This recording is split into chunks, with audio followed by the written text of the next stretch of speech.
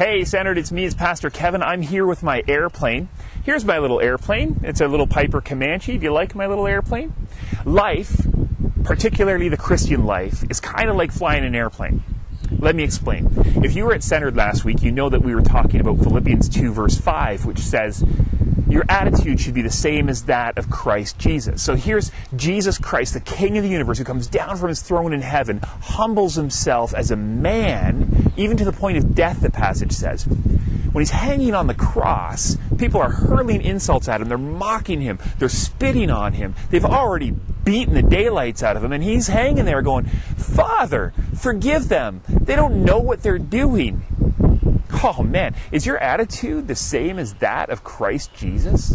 Are you that humble, that self-sacrificing for others? We've been talking about Ephesians, about relationships, and this all ties in together. I heard a pastor once say that attitude determines your altitude.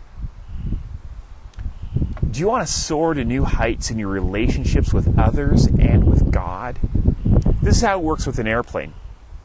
The position of an airplane in relation to the horizon is called attitude, right? So the nose down, that's a negative attitude. What happens?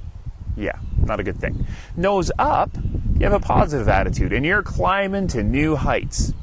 But we've got to be careful, because sometimes if we lose sight of the horizon, or if we start to turn away from our destination, the plane starts to turn, and it'll automatically start to slip down and lose altitude. We want to stay focused on the mark. We want to stay focused on Christ. Your attitude should be the same as that of Christ Jesus.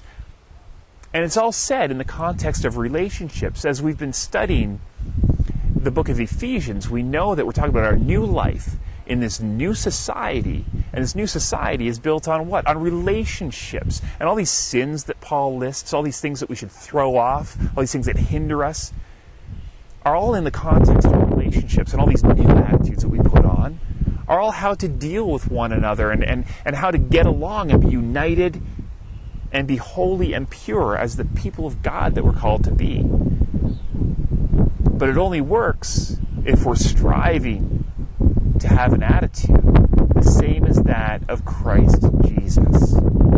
So we need to be constantly checking to see if we're flying straight and level, to see if we're going down, or to see if we're climbing and soaring up to new heights.